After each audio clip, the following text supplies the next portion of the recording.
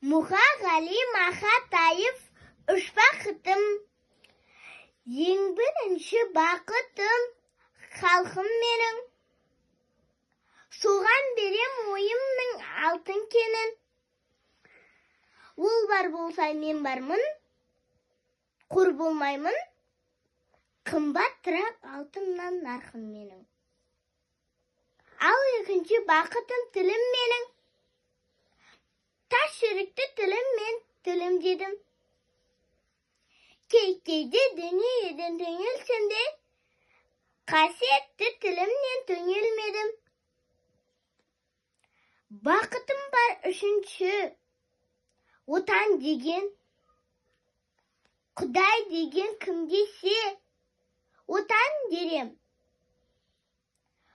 30 сөнген жалғанда, жан барсың ба? Ойланбай-ақ кел дағы, от ал менен.